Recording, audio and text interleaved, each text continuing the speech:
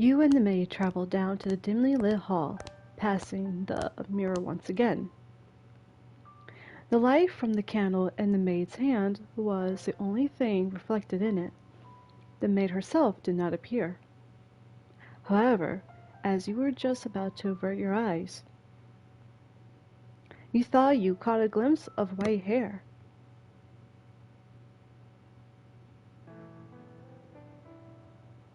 You heard a voice echoed in the darkness.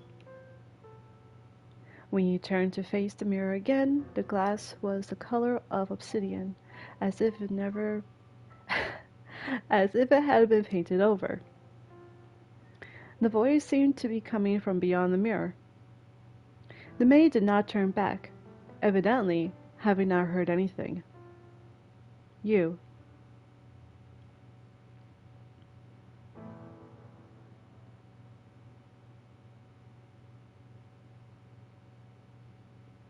Okay, I'm going to extend my hand.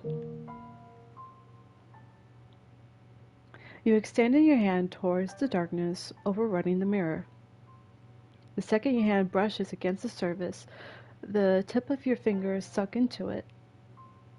And the next thing you realize, your whole world was sinking into darkness. You could hear a voice.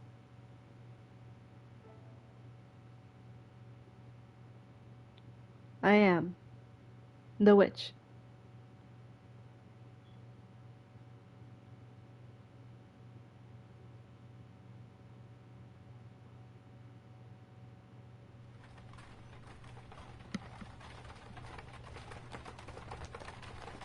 Giselle. Okay, so, alright.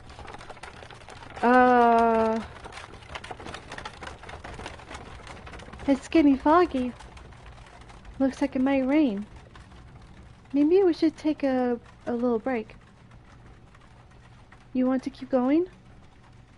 Oh, alright then.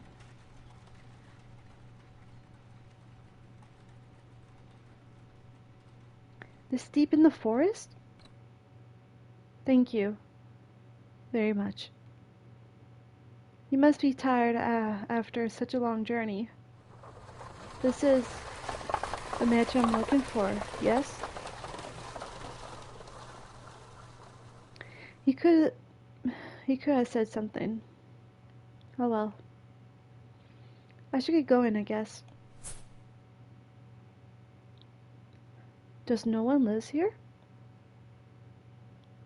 But if that's were the case, then why was I? Such a big door. Please open. It's not locked, I guess.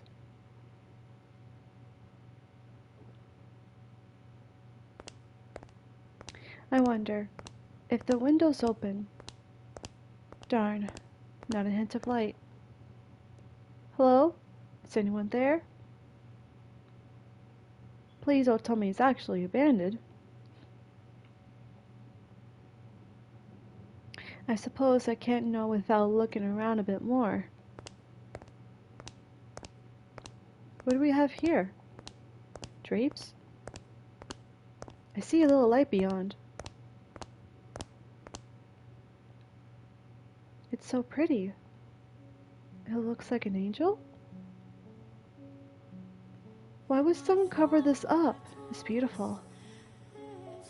With a little more light, it'll be... Oh shit. I don't know if it's a girl or boy. Okay, I'm gonna do like a little male voice. Please do not touch the drapes. Or the windows. Oh. I'm sorry for coming in uninvited. But, did I announce myself? Wait, hold on. I did announce myself. This is, your mansion? It is. I can't sound southern with the guy's voice. Fuck. Thank goodness.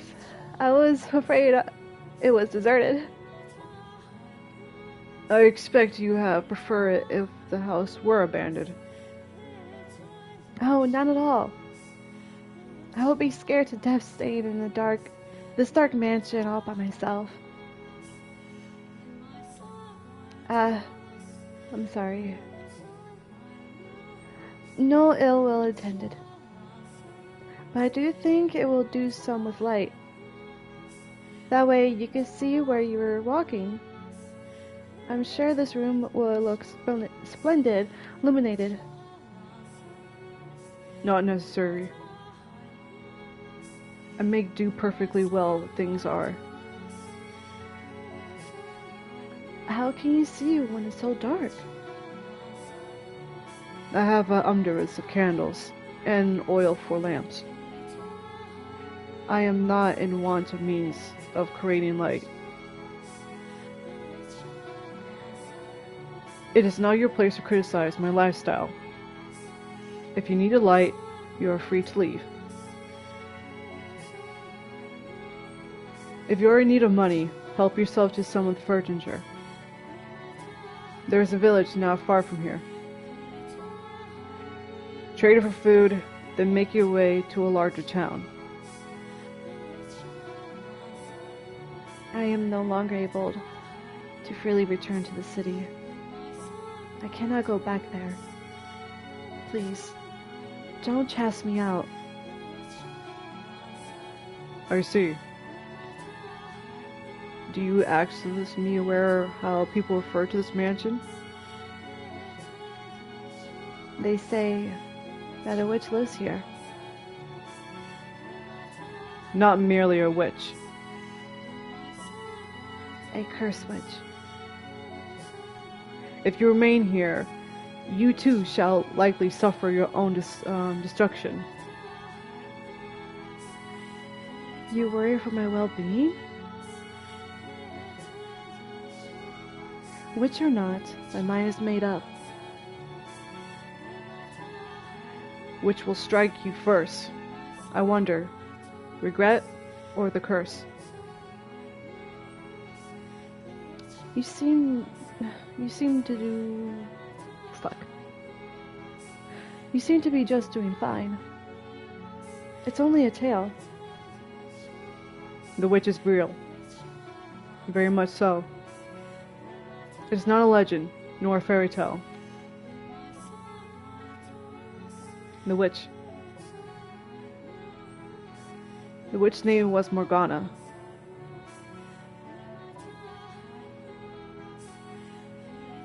It's me.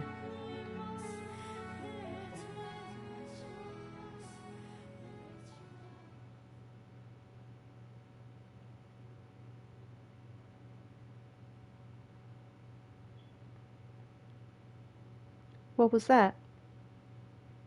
Giselle? Oh my. What is the matter, Master? Why, are you just standing in place? There is nothing here. Wait, shit. There is nothing there. The maid did not seem to have seen anything. You made to ask her about the scene you just witnessed. Oh. I triggered something. Master? You look like you've seen a ghost. What is the matter? How about a little rest before we move on? Do you not wish to remain here?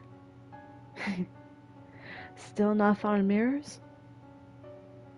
Ah, yes. Now let us be off. I too dearly wish for you to return to your old self as soon as possible, Master. If your desire is to push onward, then I would hardly be happier. Now, follow me. You follow the maid's leads, returning to the living room. From there, you climb to a set of stairs. You climb to the set of stairs. I'm like, wait, you're gonna sit on the stairs? Your hand slides Your hand sliding through the dust that had settled in the ebony railing. When you stepped out of sight of the mirror, the maid returned to normal. You had been on the verge of remembering something, but you were no longer in a position to concern about such things. For the chill in the air within the mansion seemed to have intensified. Standing on one end of the long corridor, you asked the maid, "When was the mansion built?" "I would imagine you know more about that than me, master." "Yes, I know. You have not yet regained your memories." "I was simply teasing you. I have been a servant of this house for many, many years, but the truth is, I don't know anything about it. All I know that the mansion is cursed, and that has brought misfortune upon its residents. Since times of old, I can make a conjuring as when it's about to begin. But I believe you should figure it out for yourself, master. There's no guarantee my perspective is the correct one. Now let us proceed." You and the maid travel down to the dimly lit corridor. While the layout of the house was the same as the eras of the flaxen-haired boy and the beast, and the bleak, colorless gloom felt incredibly dreary. Fucking hell. I can read. On the wall, partway down the hall, hung a painting. The painting, which depicted a beautiful landscape, was oddly entrancing, but you did not have the time to appreciate the artwork. Your hand in the maid's, you passed by the painting. Before long, the door came into sight at the end of the hallway.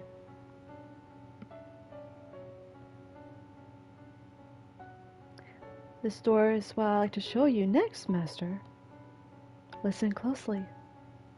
Do you hear the voices? Lively but rough, energetic but coarse. What lies beyond this door is neither a period of elegance and abundance like the first, no, nor one of ruin and savagery like the second. Technically, the culture has become quite developed. Cameras and photography. Oh, I know how to say photograph. Oh my god. Fucking hell. Has been invented. It was a time of great progress and many breakthroughs. And for that reason, those who live in it were constantly seeking to try new things. The tale I am about to tell you is one of the men who wagers everything in his ambitions. I hope that what you see, master, will stir something in your heart. Now, through the door we go. Please do not let go of my hand. The maid pushed the door open. Colorful balls bounced around atop a long, dark green table. One man, dressed in black and standing by the billiards table, turned towards the door. The room was inundated with the eye-watering cigar smoke, causing you to squeeze your eyes shut.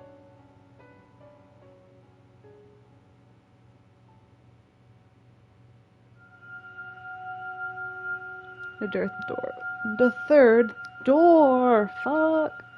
1969. 1869. Fucking hell.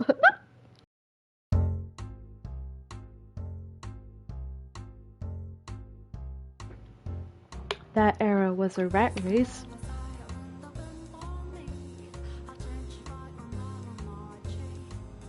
Yo, I'm digging the music. That era was a rat race of innovation and development.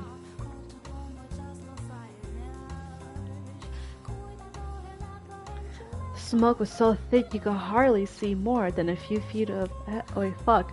The smoke was so thick that you could hardly see more than a few feet ahead of you.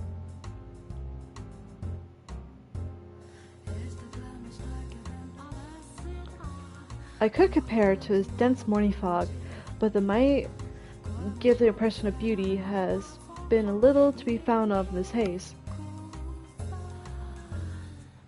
Do you see the silhouette of the several men in the smoking room? The one in the middle? The one looking into your direction, master. Okay, she is speaking. Oh, we were talking to our normal voice. Was the present master of the house. Jacopo. His name was Jacopo. And though he dressed in such a fine attire, I sincerely doubt he understood how splendid the furnishings left in the mansion were truly. I am faithful servant of this house, and I will not, for the life of me, dare speak ill of my master. However, this is a time long past. I imagine God will be so kind as to turn a blind eye to a little bit of honesty. I was not terribly fond of my master back then. He had wavy hair, the colors of over-dried tea leaves, and piercing gaze, and an arrogant smile, and he wore a hat that made him look rather haughty. He put his trust only in money, renown, and rank. He loved the only iron and steel that has revolutionized so many industries. He had not the slightest bit of love or care for the other people, although at least, that's what I believed at the time. Take a look around the room, master. Jacopo has remodeled into a recreation era. A billiard table sat in the center of the room, and downward-facing lights hanging from the ceiling were specially made. The light shone upon his green stain like a stage, cigars, and bourbon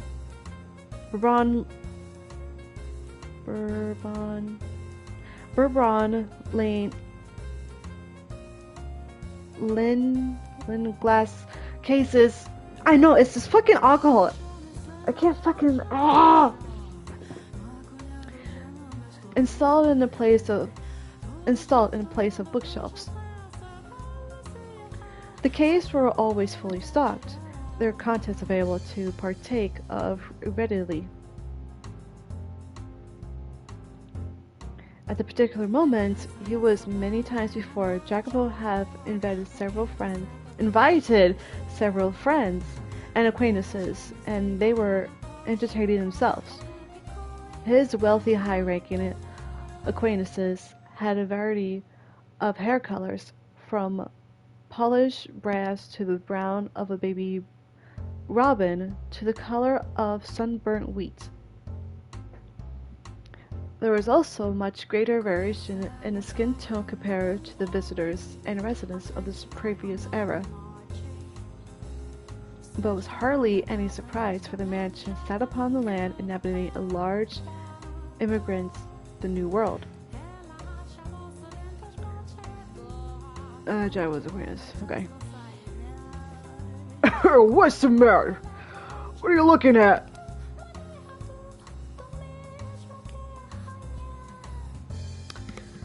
Fuck. Okay, so he's giving major douchebag, and also like a Reddit user wants to dress fancy. Give me a second, let me find a perfect voice for this guy. Since he's like an asshole type. Nothing! I was just about to hear something. I just heard someone say my name. Yeah, I'm gonna get the shitty ass surfer voice. I'm so sorry to anyone that lives by the fucking sea. Especially California. I hate you guys. Okay. Okay. Oh.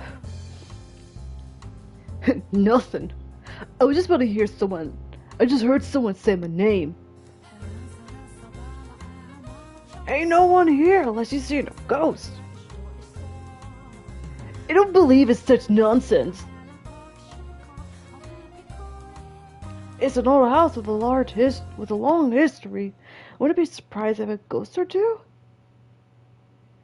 But if the place to be haunted, I'll take the princess over a bloody broad any day. A princess, hey? I can't. When she shows up, you have any way with this ghost lady, am I right? Color me impressed, son. You jumped or... Okay, this motherfucker is sounded. I know and she don't gotta jump. She don't got any to jump. Come on now, that's hardly fair. Not much you can do anything with the ghost. My god. Are you men or children? This is my house. I hope this motherfucker does not yell. I don't think I can handle it. And I would rather if you don't talk about it like that. Just a blathering of a couple of drunks. Pretend you didn't hear nothing. For the love of God. In any event, whatever happened to the printer that you invested in? I haven't heard their names to come up in some time.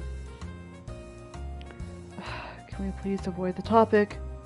It's been quite the headache for me. I thought I'd be paid off by it. It always sounds sketchy to me. I recommend you pull out unless you want to find yourself with nothing left but a nice fat pile of debt. You could have mentioned beforehand. Ah, this is killing me. The man in the deep voices surrounded out in the cloudy room as they imbibed alcohol and puff on the cigars. I forgot cigarettes was not invented back in the day. It's cigars. They converse in mostly business and money. Jacopo and the rest of the men were briefly known as investors. Yes. You might also call them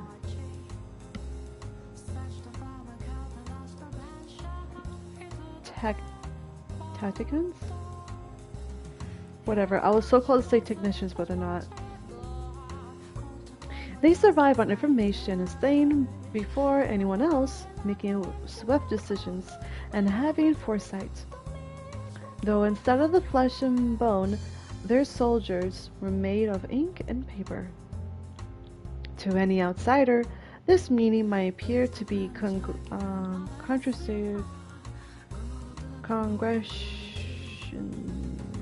progression of friends, but in reality, they were observing one another, gathering information, and anything else they could use to get ahead.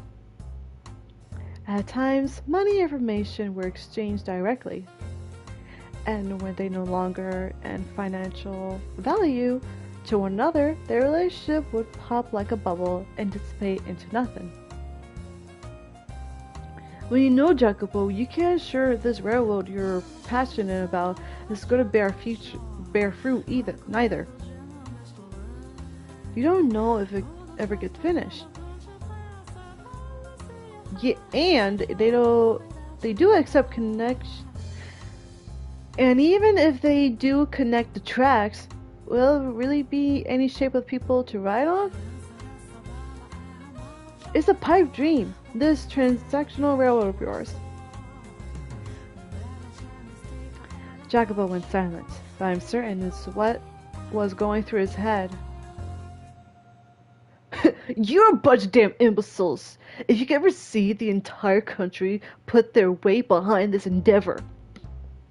This is why you have so much trouble making a few thousands. At the time, the Great Railroad was built across the beneath of the continent.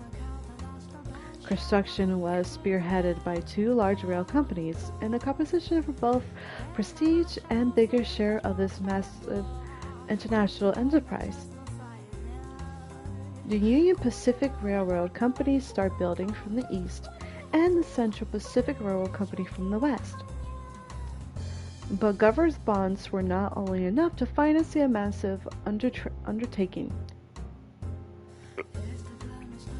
By the way, there's been some less than pleasant reports about working and dying old job for the company chose Central Pacific.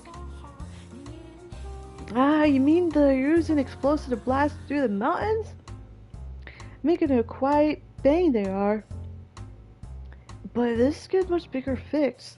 And they're not gonna able to continue the construction. You should at least put your money in the more soup bed of two of the Union Pacific. It costs you to hire replacement workers. If they keep kicking the bucket, you're gonna have trouble finding more. Okay. My goodness! And I thought all you had was spines. You think we're gonna run out of workers just because a few ate it? There's so many there. Okay. There's so many we don't even know what we do with all of them. There's not a chance that will dry up. And if by some chance it does, we have to do is buy a whole ship full of black or yellows. And you won't get anywhere if you spend your time worrying about a few measly laborers. This is the endeavor backed by the entire nation. Their deaths are honorable and serve their country. The biggest loss is not only of people's lives, but the time. The longer a project takes, the more money it'll cost, and the less profit we make. What we see is rapid progress, even if the methods of attaining are messy or deadly. The other man in the room chuckled uncomfortably at Drogo's distasteful choices of words. It's like one of those rhythm books, like Peter Pickle Ape something, like one of those, or Seaside Shore something. Like the way how I read this is fucking me up so bad because it's like it has like a weird rhythm that I'm not fully connected. So it's just, it bothers me a little bit. It's a me thing. Do you think you agree with his way of thinking, Master? Perhaps he does have a point, and the great sacrifice is necessary to accomplish the great things. And it is true that tragedy often lies in the shadows of the splendor of times long past. Furthermore, there are people see in the world change with times, so I hesitate to criticize him too severely. Now, as I'm sure you have already picked up on, he was an investor who put money into a railroad company. He also possessed several crude oil refineries, riding the world's second wave of industrial development. The mansion, too, bustled with life in it had never been before. Dozens of maids, including me, gardeners, chefs, Sculptors, artists. At times, we even had writers coming in and out of the house. There were rarely a moment of silence. However, I was not terribly fond of the hustle and bustle personally. But please do not get me wrong, I am hardly opposed to the mansion being cheerful. It's just, how should I put it? The splendor of the time seemed superficial, heartless. It was though everyone was being rushed along by some unknown visible force. Part of it was, I expected, caused by a growing divide between those standing at the top, sitting at the bottom. Or perhaps the mansion was simply taking after its master. There's no time to waste. Everything is rested upon the success of this project. Whatever it takes, I will endure it happens. And sure it happens. I need more money. And more power. Suddenly, a restraint knocked on the door stopped his train of thought. From beyond the door came a woman's voice, gentle as a soft spring breeze. Pardon me, I made some tea. May I offer anyone a cup? Oh shit! I was correct. Hold on. Oh!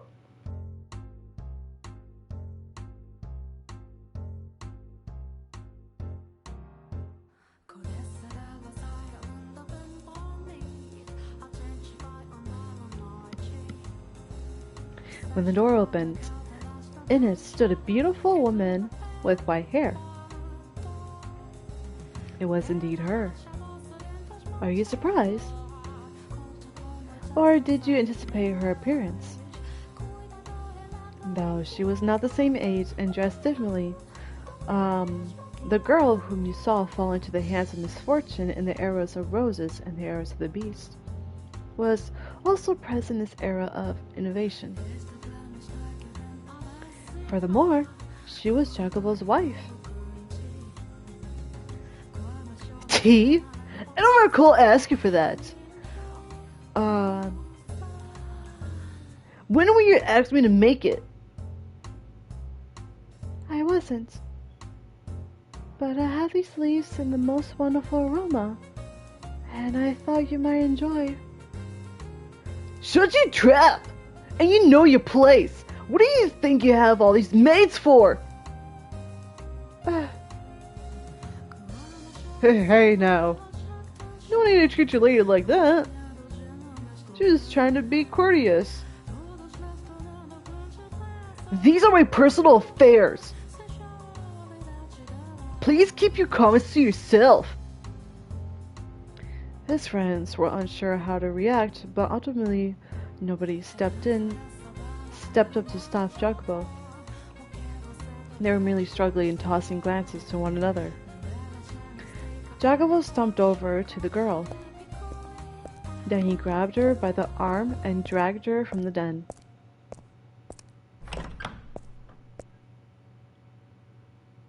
What the hell do you think you're doing? I told you time and time again, stay away from the room unless absolutely necessary. I'm sorry. But, I made tea and... Shut up about the tea already! Do you think we're having tea parties in a place like a bunch of prissy nobles?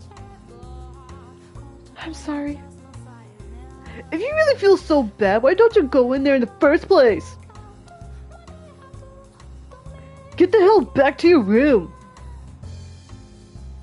I meant no harm. It's just, I'm your wife. I thought it would be nice if I could do something. Like I told you, it's not your job.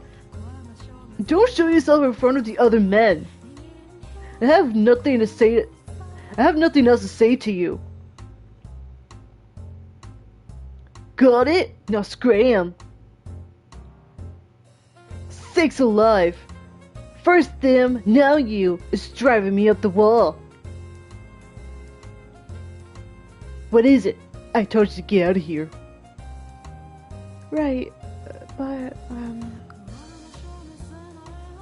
What? when will you spend time with me next? It has been some time since we last went out together. But we don't even have to go out. We could just have dinner together. Would How many times are you gonna make me repeat myself, you breathless tramp? Are those ears for only for show? Go back to your goddamn room! my apologies. Looking utterly downtrodden, the girl made her departure. Such a pitiful sight she was. As he watched her go, Chapelby merely snorted. Okay. Just think about the way he behaved, then angers. Just think about the way he behaved, then angers me. I have little fondness for men who do not treat their spouses with respect. As you can see, the girl was in hardly of a joyous situation. She was devoted to Jacobo and tried to do whatever she could for him, but he could not only brush her aside, but did it in an insulting, deliberately hurtful manner. They were far from picturesque partners. Do you wonder then, Master, why she married him? The answer to that question will come in light in time. For now, let us follow her.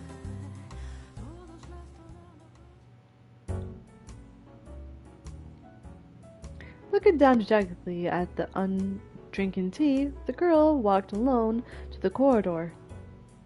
Though its calming scent filled the air, there was nobody around to have their hearts warmed by it, nor was anyone alerting her loneliness.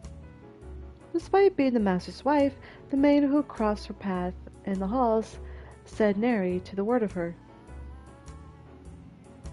As a matter of fact,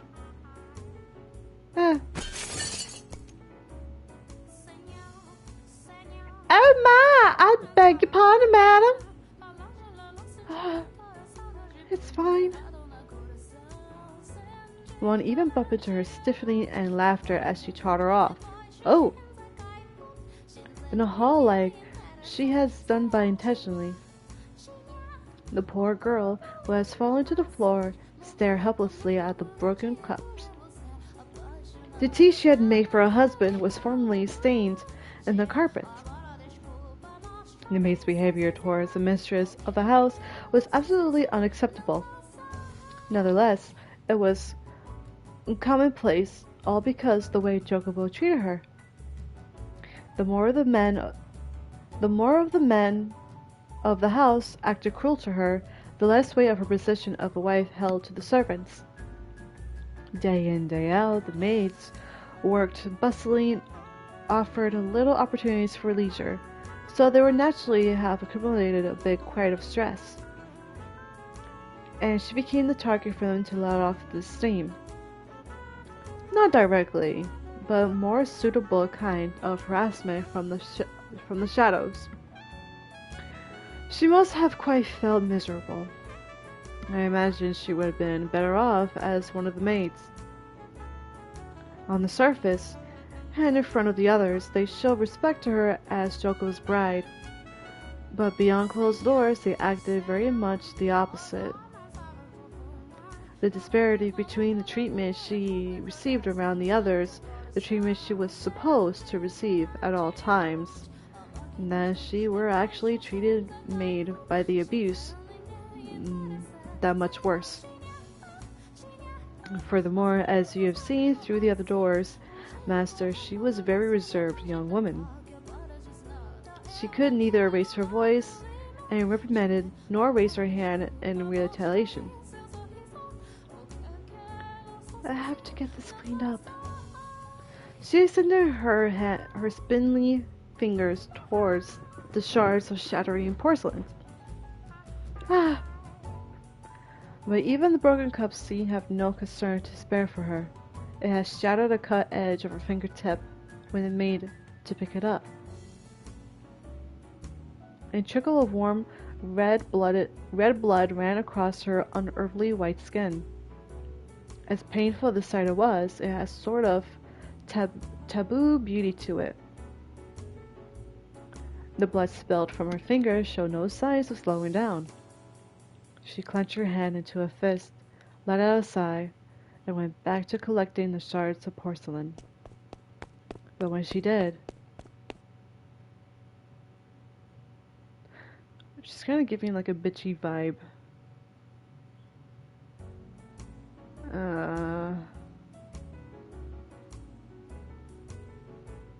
Okay, I'm gonna give her a bitchy voice, so I'm sorry in advance. Let me drink water before I start screaming.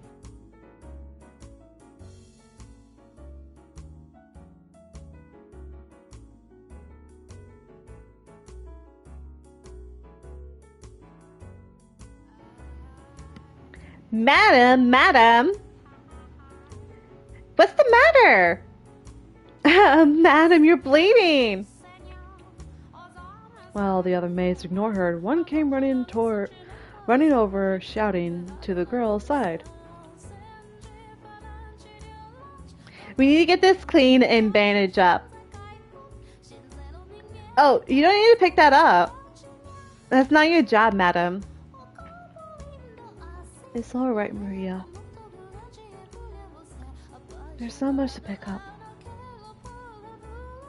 It is not at all alright. And the rest of you! Why are you just standing there? Your boss wife is on there, her hands and knees, and you're not even lifting a finger to help her? You disgust me. Maria. It's fine, really. Oh, madam. If you weren't so timid, this wouldn't happen. You're allowed to yell at them, you know. It's alright, really. It's my fault. Anyway, we should get that finger taken care of. Let's get back to your room, okay? But the broken cups and the spill. As I said, that's the maid's work. Now come on, let's go. Okay. And the rest of you, get this mess cleaned up. She roared like the wind of a thunderstorm. The other maids stood there dumbfounded, watching as she and the girl disappeared from down the hall. But they were soon frowning and grumbling to one another. She thinks she can act all high and mighty just because she's a master is fond of her?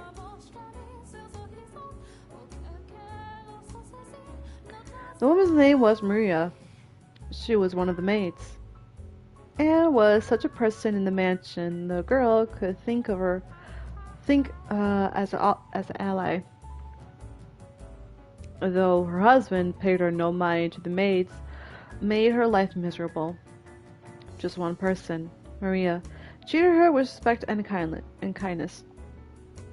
And I am sure you could really imagine just how much of a lifesaver that was for her. I was too fond of myself, relieved that Maria was there for her. Being a servant of this house, I was also one of the maids working at the time there. However, I was unable to involve myself in any great degree in her fate. This meant that there was little I could do to assist her, even at times of pain and unpleasantness. And besides, I could do but pray that Maria could continue led to the girl's her hand.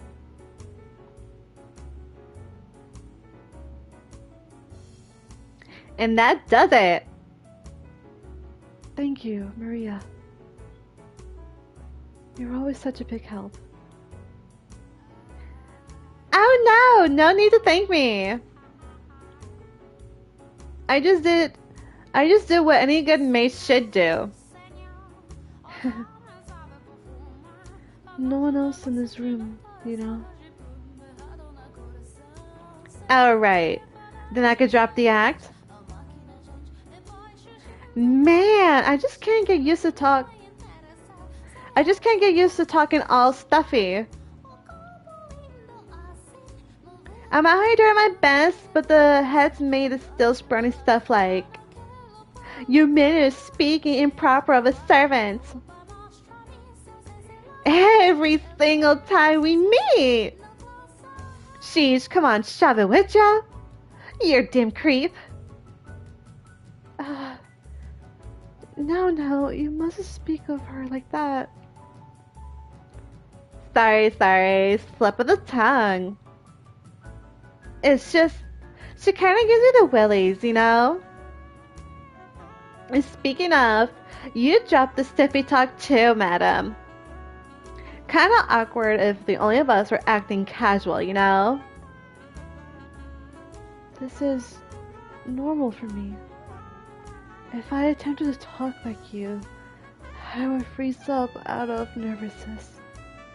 This is my casual. Fair enough. Guess what happens when you raise well? I like it though. It has a very regal feel to it. I don't think my upbringing is the only factor. But you know, upbringing is important. Worth a whole lot more than money, I say. I suppose. Thank you, Maria. You're always so compassionate. You betcha. They don't call me a Virgin Mary for nothing. I practically bleed compassion. You know, that might be true. You very well could be the reincarnation of the Mother of God. No. You're supposed to laugh at that. It's just embarrassing if you take it seriously. Alone with the girls' room, Maria was acting much more friendly and relaxed as they conversed, as opposed to her non-nonsense attitude in the hallway. The two women were, as you can see, quite close. They had crossed over the walls, separating masters from servants, and built a fond bond of friendship. At some point, they began to speak frantically with one another when no one else was around. Maria was the only person in the mansion around whom the girl felt comfortable being open. I imagine she must enjoy these moments of conversations.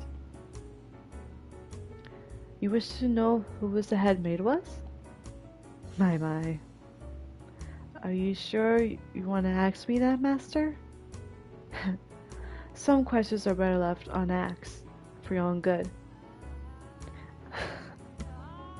I'm assuming she's the headmaster, okay. I'll just say, madam, you have the prettiest fingers. Mine are all rough and dry and nasty. You think so? Mine has a slight abyss of muscle. They're about as frail as the dead branches. Who needs beefy mittens anyway? I still think healthy looking hands like yours are far more attractive.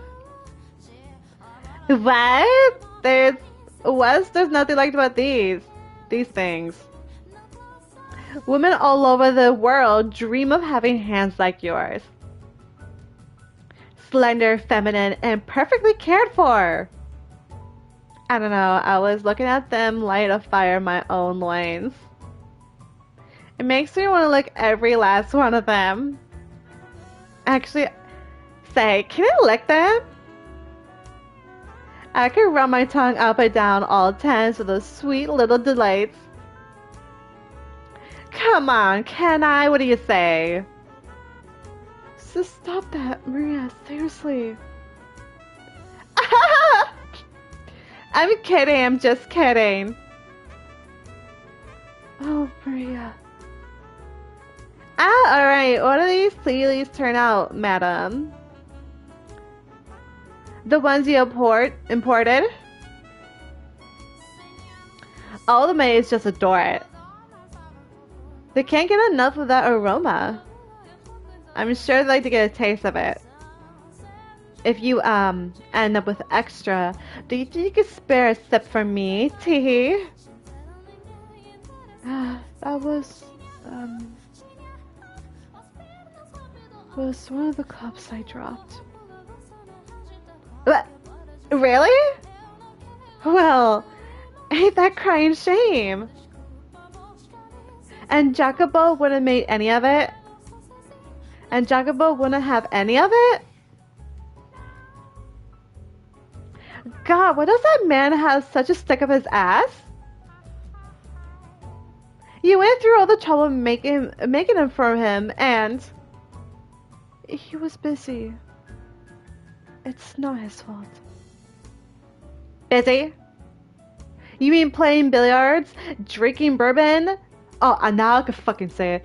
And puffing a damn cigar?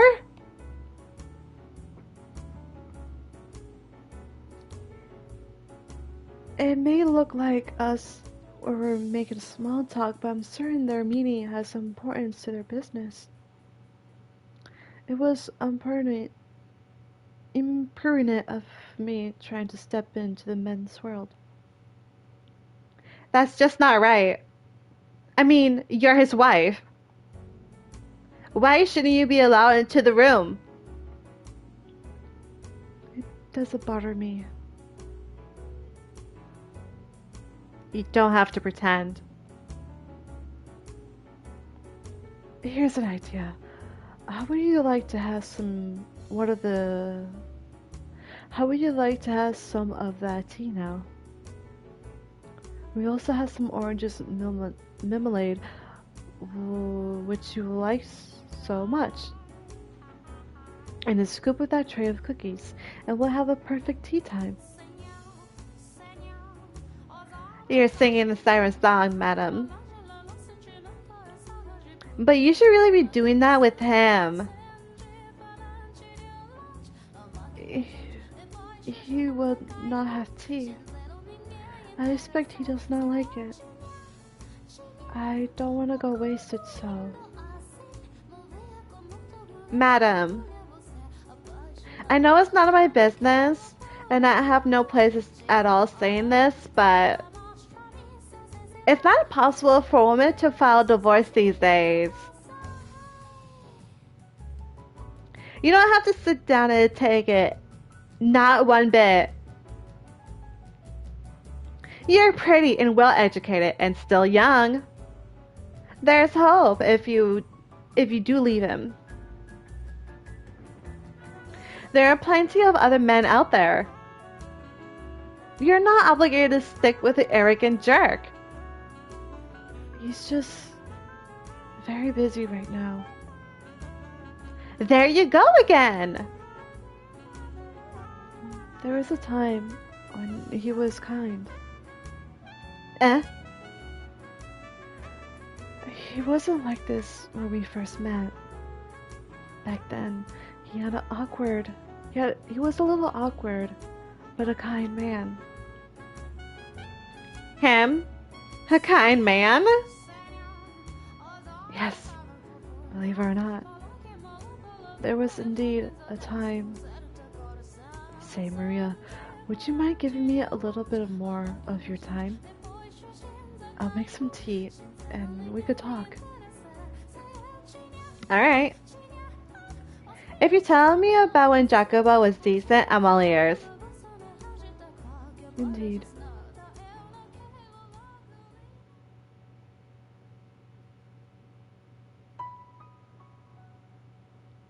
As I'm sure you're aware, our parents arranged our marriage. Before I immigrated to this country to be married, I lived in a misty island nation. Portraits of my ancestors hung in the room where I lived. I remember, as a child, wincing in fear at the sight of them staring down at me. My mother and father were constantly telling me to show them respect, as it was their hard work that kept our bloodline alive and well. However, they were fighting an uphill battle to do the same. It would have been clear to anyone reasonable perspective about our house was coming tumbling down. Valuable furniture and paintings slowly disappeared, and eventually the portraits were gone too. As our house collapsed, so too did many of my parents' health deteriorate, robbing us of many sources of income. And though I was educated, I lacked the skill necessary to obtain work. Just as we were about to run out of money and options, my parents received Jaco's parents' marriage proposition. Both our families stood benefit from the arrangement. I had social status, and he had wealth. We each had what the other lacked. One needs more than money to make it the end of the world. Without at least semi-respectable name attached to you, you are liable to get laughed at most sociable gatherings. I first met Jacobo here, in this country. We didn't know what the other looked like until our wedding day. To be quite honest, I was scared at first. I was scared to death at first. I was so nervous what kind of man he would be. I was to be wed to some middle-aged stranger? We were not married because we had fallen in love like a normal couple. I knew I was in no position to concern with such things. But when I thought about our future, I shook with fear.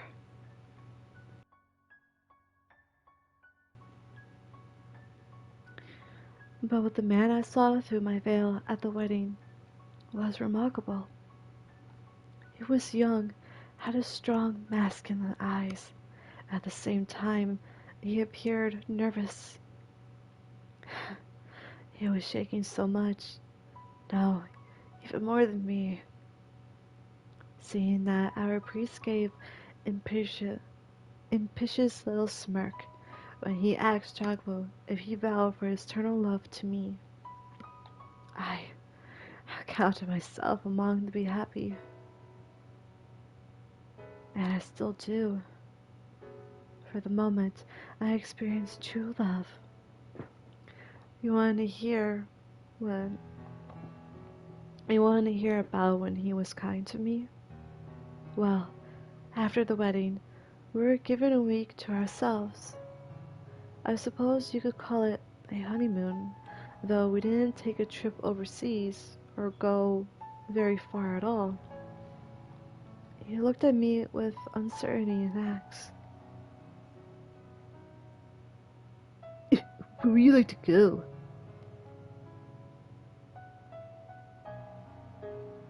I beg your pardon? That's what's this week for, right? I'll consider granting your request, so tell me where you want to go. Uh, um, I, this is all so sudden. Nothing? Well, this whole engagement was spur out of the moment. Normally we have planned a trip in advance. But unfortunately, our purposes serve as long we acted the part. You must be disappointed that you have no plan, that you have to plan your honeymoon as it's happening. Oh shit. Oh, my controller fell. Uh, no, But, speak clearly. I don't like it when people speak, when they don't speak their mind. I'm sorry. But I'm happy. Even it is a political marriage. Well, you're quite a positive thinker. Your parents say something to make you say that way? I, Well, either way, if you're so glad to be in this arrangement, then hurry up and decide for a destination. Though, there is a limit of how far we could go. If you want to take a trip, I'll consider it. What? Is something funny? it just seemed comical to me that our honeymoon has begun, and we're only now deciding where we want to go. Not in a bad way, though. I'm glad our parents didn't arrange everything for us. Perhaps you've heard I am quite sensitive to sunlight and not in the best of health. So it'll be rather for me to spend a full week out of the house. We couldn't go on a trip, but if it's not too much trouble, Speak up! could you show me around town? I'm new to this country and unfamiliar with its customs, and I'm rather afraid to go wandering about my own. Show you around? Yes. Would that be possible? Hm. On a rare bit of time off, you asked me to show you around town?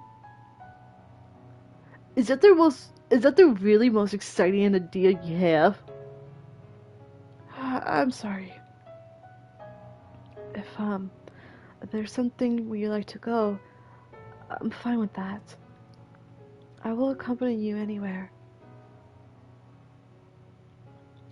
As if I could drag someone who just professed to be sticking all over the country. Oh my god, I lost all interest in this trip. Hello? What are you doing? Go get ready now. I beg your pardon? Do you want to see the town? You'll show me around? You're the one who asked. It's not like I have any other options, so yeah, I'll show you around. Thank you. Don't just stand there, you dullard. Get a move on. One moment. Wait for me, please.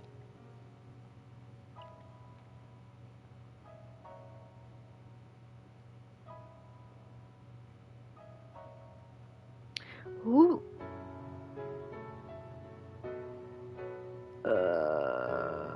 Okay, I think she's still reading. He hurried, climbed into the carriage, and he had called for, and took a frustrated displeasure on his face. Okay, yeah.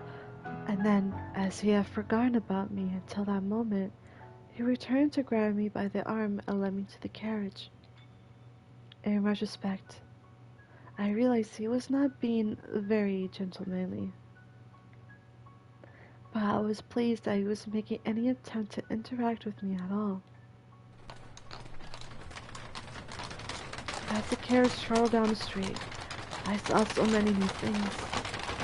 I had spent most of my time cooped up inside at home, so it was like stepping into an entirely new world.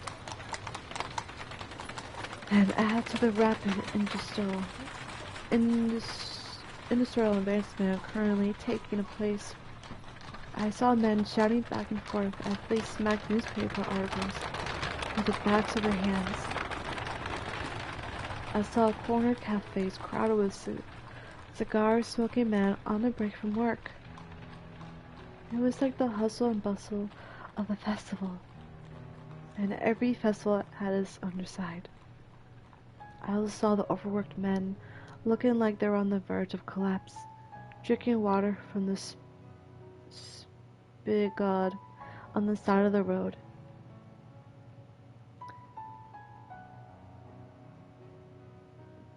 By way of contrast, I wore fine clothing and had a carriage at my disposal. I imagined every day was a struggle for them just to remain afloat. Had I not married the man who I had, I too might have found myself on the street in a similar situation. But it was not a relief to spread through my breast at the sight of them. It was a pang full of guilt. It felt like a life of obstinance was wrong, sinful. It broke my heart to know that I was living much better than them. Jacqueline snorted disapproval at me, seemingly reading my mind, and then said, The poor man who tries to rich.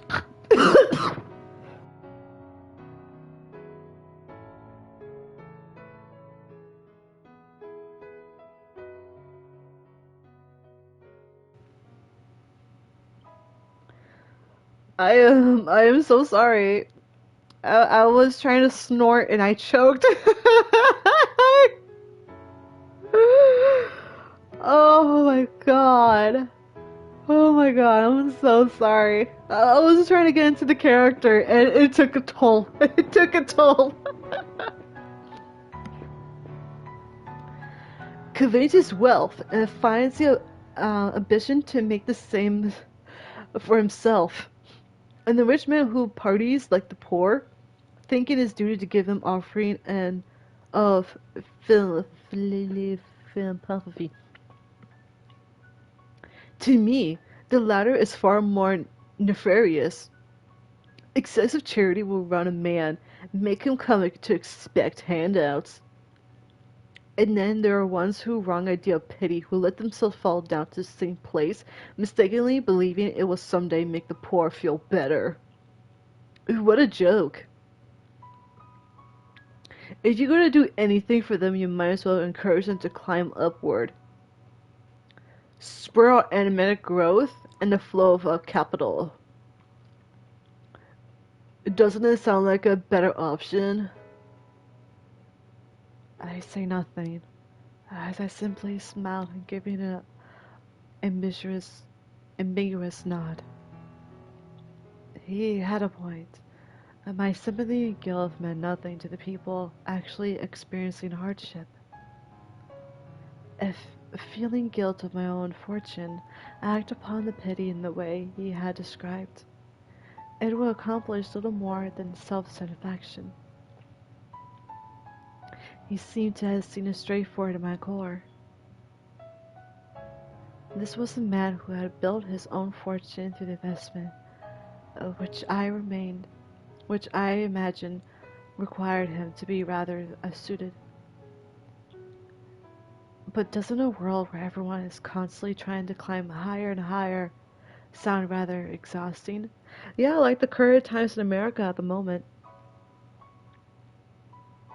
I personally would prefer to be in a position where I could watch, if only from distance, as the others climbed.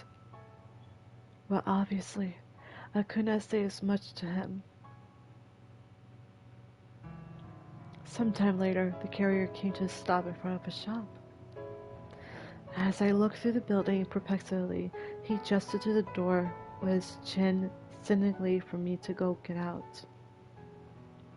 Lost and confused, I stepped down from the carriage, and before me spread a showcase behind a large glass window.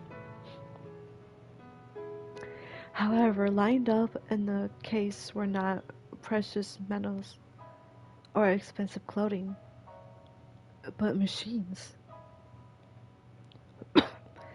At first, I had no idea what kind of deviant devices they were.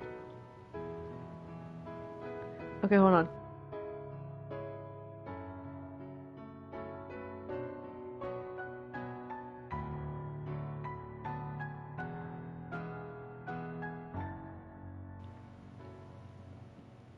Honestly, I recommend people reading visual novels out loud, to be honest. Because I, I call myself a camel because I don't really drink a lot of water, even though my body actually needs it. But like, I don't see myself as thirsty, you know? Like sometimes I'll feel a little bit, I'll take a drink. But I could just like, I don't know, I could talk for some time. Depends if I talk normally, but if I start doing voices, then yeah, I need to clear my throat. So far I've been consuming a lot of water every time I do visual novels. So yeah, try it for yourself. Have you ever had your photo taken before? No, I had a portrait painted though. Are these machines for taking photographs? A portrait, hey? Well, I'm not surprised. I did not mean to boast. Go on, get in. Ah, please, wait for me.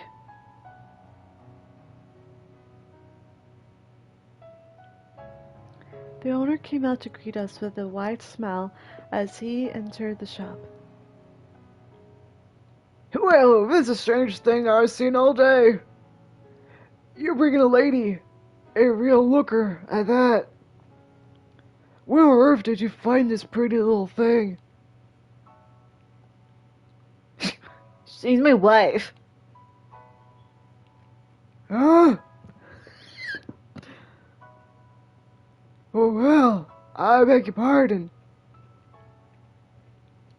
I'll be a monkey's uncle. Just goes to show you never know where the cards may fall. You make it sound like my getting married is some kind of miracle. I always saw you as the one who chose money over love, sir. Oh, pardon me, is it appropriate to say this in front of your wife? Uh, do you often come to this shop? On occasion. I need some things from here to time. I see. There you go smirking again. What's so funny? We're going to have our photo taken, yes?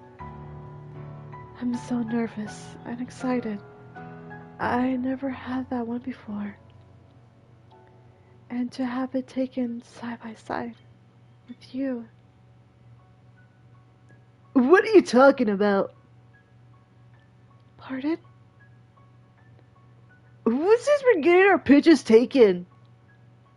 And side by side, please. You're sending shivers down my spine. Is this a photography shop? Hey, shopkeeper. The product I contracted you about this is ready?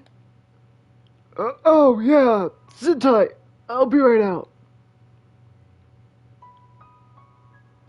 You take a seat. There's a chair right over there. What?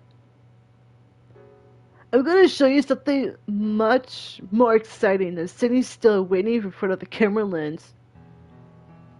Oh. Just do what I say. Okay. I sat down in front of a large mirror, which I presume was normally used to check your appearance before having your picture taken. Sitting before the mirror with someone else present was quite nerve-wracking. Out of embarrassment, I dropped my gaze to my knees. But then Jacobo returned. I was entranced by the curious object in his hand. That looks cute.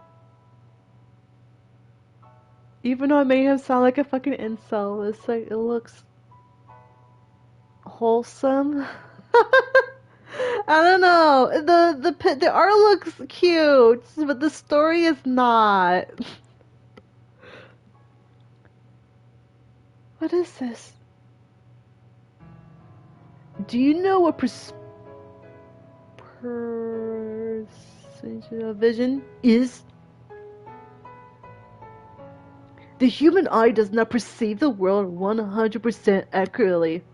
Oh, he's like, go get glasses, bitch. No, I'm kidding. This is especially true for objects in motion. Do you remember images in a short time? So if you put new images in the same place, your eye's perspective is as in motion. Seeing for yourself will be faster than explaining it. Do you see the slits of the dicks? Look through the bottom of it on one and two of the mirror. Okay. Good, just like that. Now bring your head close. Here it goes. Standing behind me, he slid his fingers across the top of the particular toy, causing it to spin gracefully. And then... Oh.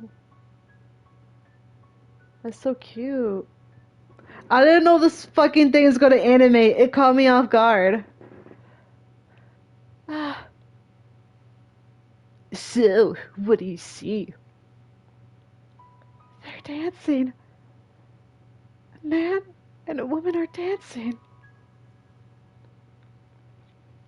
Sounds like you're not having any trouble seeing it. Are they dancing well? Yes. Yes, they are. It's the most adorable thing. What? Adorable? That's funny. I asked to have it modeled after a ballroom dance. Yes. It's a very elegant dance. But you see, they're small, like little dwarfs, which I thought was kind of cute. They seem so close, going around and around without ever letting go of each other's hands. This is incredible. Why does it look like they're dancing? They were all lined up in a row a few moments ago. Goodness, I just explained it to you! It's playing a trick on your eyes. You're supposed to see lots of different pictures in a short period of time. To put it in words you might understand better. It's an illusion. Your eyes are being fooled into thinking the image is moving. An illusion? But they're dancing. They really are. And they look like they're having a wonderful time. Are you sure this is illusion and not something else? To me, it does not seem to be. I cannot see as anything but two tiny people dancing. It's how it works. Reach out your hand and try to grab them. You won't able to. Ah, you're right. That's a shame. I didn't think you actually would. But this is the most precious thing. They look like they're going to dance on top of my palm. I was memorized by the strange phenomenon. pictures are moving. After all, still images had begun dancing before me. It was almost like God had breathed life into them. He had called it illusion, but I could not grasp that. It was such an adorable, heartwarming sight.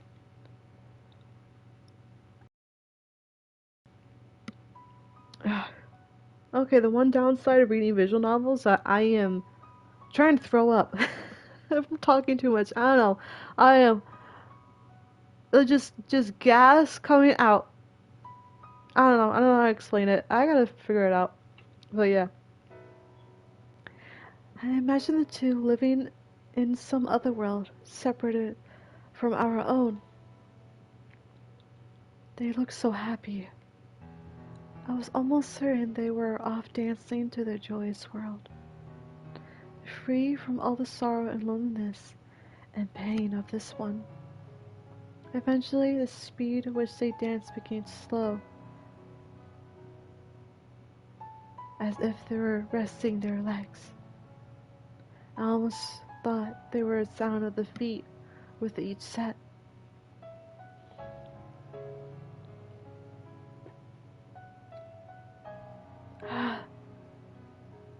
They stopped. They can dance forever. They don't get tired. I see.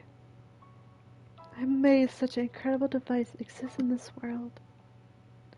It makes me wish I had gotten outside sooner. I'm sure someone in this a house of yours has seen plenty of amazing things with your family. Distinguish. Oh my fucking god. I'm telling you, I can read. I can. I'm just lagging. Harley, I was. I rarely ever left the house, and I am ignorant about the ways of the world. If you have not told me, I would have probably never known about moving pictures. The illusion of moving pictures. Do you like it? Yes, of course. More than the portrait you had painted? Yes. Yes, I do. The painting was wonderful too, but You can't seem to make up your mind.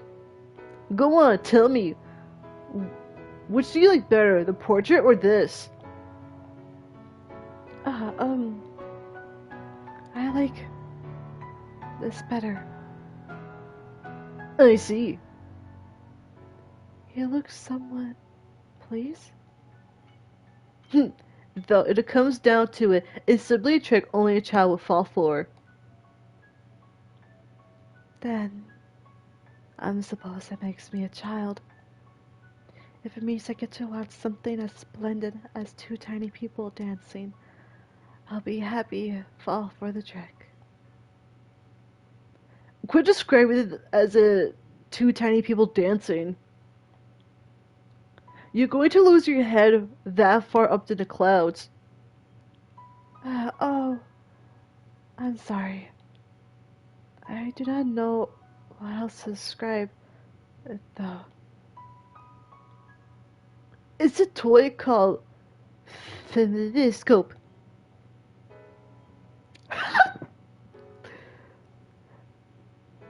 Phenoscope? Pheniscope.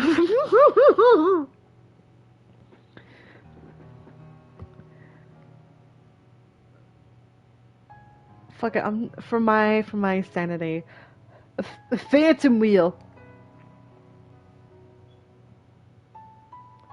Oh wait, she said it. Fuck. Phantom wheel. Close enough. It was invented around 30 years ago. I had the shopkeep to make a model after the original design. So the shop owner drew this? He did. A lot better than you expected, isn't he? Yes, indeed. I am surprised he would draw something so cute. Say that to his face and he'll go red as a beet. What I gave you a load of that? You should have told him the next time you see him. He's a sweet man. Despite how he looks, you mean? It's not right to judge people based on their appearance. I'm just kidding, not really. Don't take it too seriously. The shopkeep loves new technology. That phantom scope is such an invention that caught his eye. You can trick the eye into thinking the drawing or moving. Using a sequence of photos, you could perhaps make it seem through real people or moving too. And if it's become impossible to show these images to many people at once, these could broaden the options artists have expressed themselves. Not drawings, but photographs? Yes, photos. By taking hundreds or perhaps thousands of photos, it will be possible to reproduce the world as we said in this room, people walking down the streets. There is no point in recording boring everyday life, though. If you're going to leave a record of anything, it should have been projects and enterprise that moved nations. Say, for example, a movie record of opening ceremony of the railroad. That would make something worth watching. And then in time, it would expand beyond the mere record-keeping technology and find its way through the hand of artists. Is such a thing possible? You must remain still for a long time to take a single photograph. Right now, it isn't. But eventually it'll be. And I am not simply fascinated here. Is that so? It sounds so very futuristic. Do you But want to support people who worked on that sort of thing? Is that why you and your friends with the owner? it has nothing to do with my wants. I merely think it's money into it. The rich starve for entertainment, and the artists create that entertainment. And have no interest in their pretentious self-expression. I just want their money. What? What's so funny? You look like you're enjoying yourself. Honestly, just think about the money. As you say.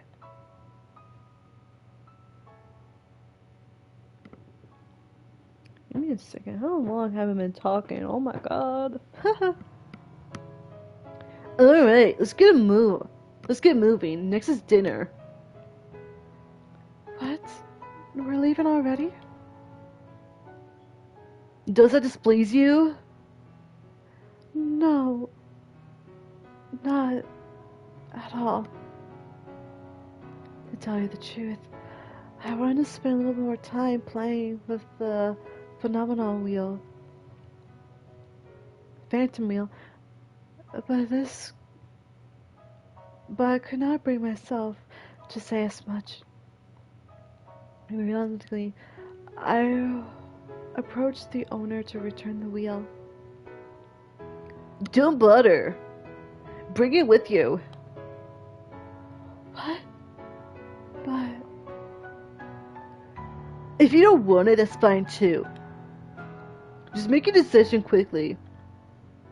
You're making the driver wait. having that said, Jacobo exited the shop. I alternately between looking at his back and phenomenal wheel, debating what I should do. And then, with a smile, the owner whispered to me, You're allowed to keep it, really. Your husband out there hadn't made it as a gift for you. "For me?" A little while back he came to my shop asking to make a toy. Now that knocked out of my chair. He's a man who almost never asks for favors. He's pretty damn brisk, and he's got a tongue sharp enough to cut steel, but it's not wicked to his core, I swear it. So please, ma'am, it'd be a pillar of support for him.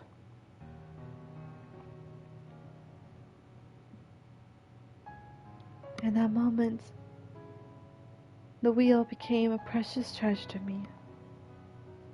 We had only married days earlier, and yet he had commissioned for it for me without even knowing what I looked like.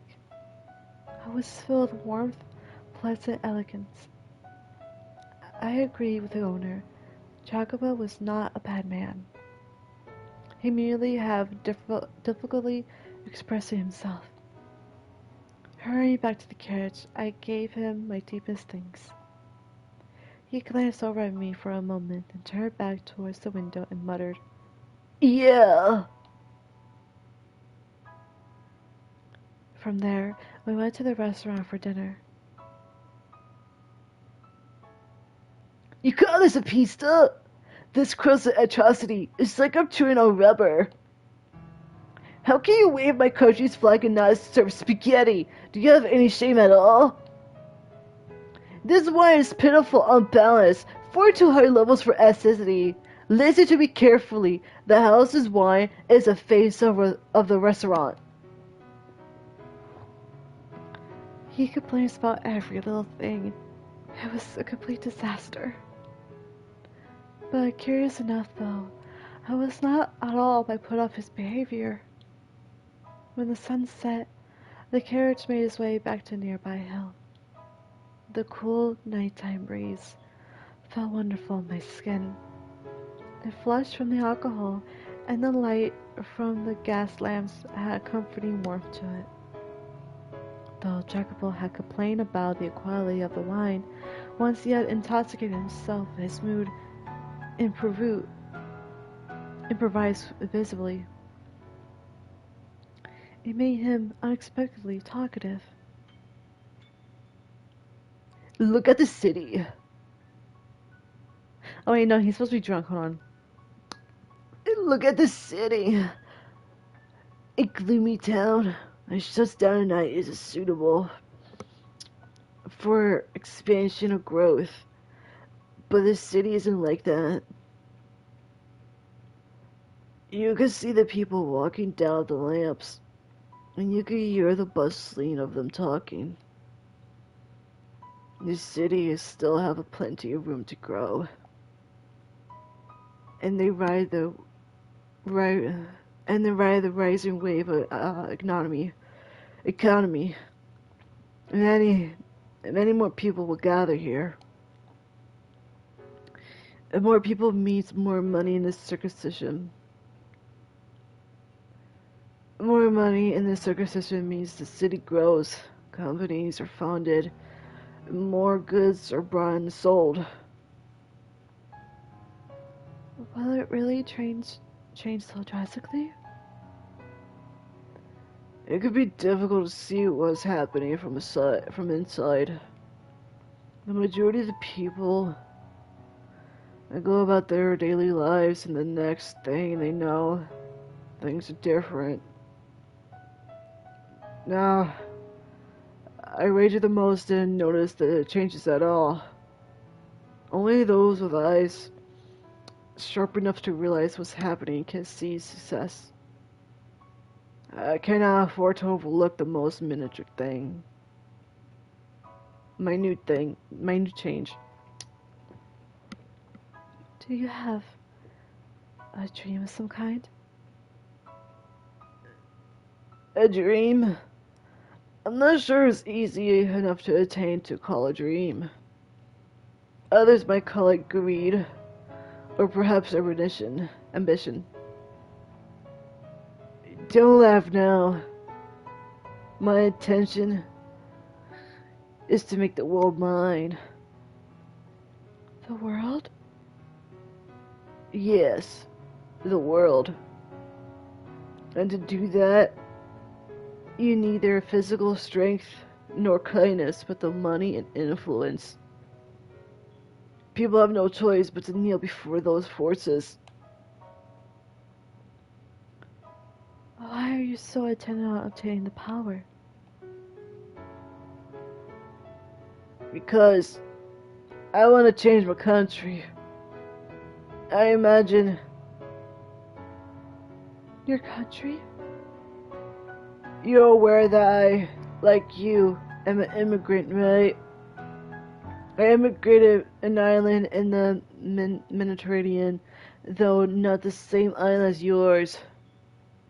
My country is a particular place where candor and violence go hand in hand. As though the country is on the poor side, and if nobody else does that thing.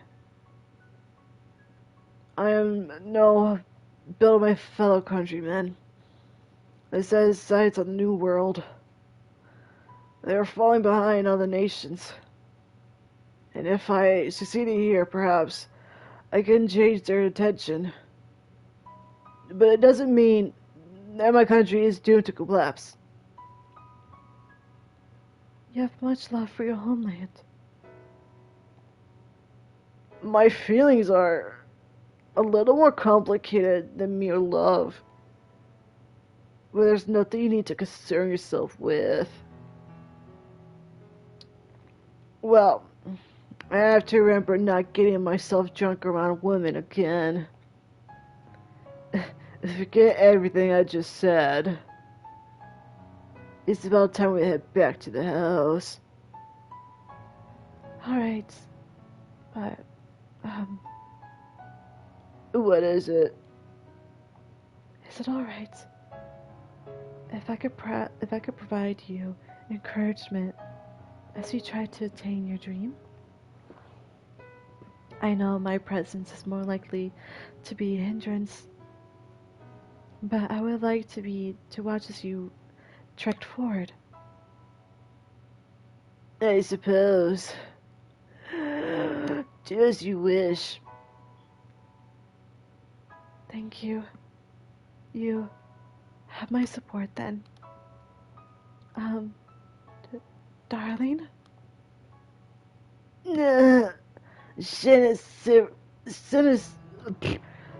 Send a shiver down my spine through another unpleasant one. I'm glad to have you as my partner.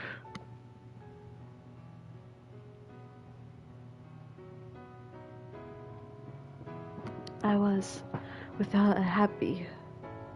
I was without a doubt happy then. His smile, the things he said, the toy he gave me, they were all undeniably real. And those are memories given me to will to wait for the day he comes back. For the day things go back to the way they were. They allow me to believe. Oh shit. Okay, so you put that fucking transition, but not the second story. Okay, we're gonna stop here because like I'm on the verge of passing out and having a headache. Like I've talked too much and I need oxygen. Oxygen. Okay. All right. I'll see you guys till next time, and goodbye and good night.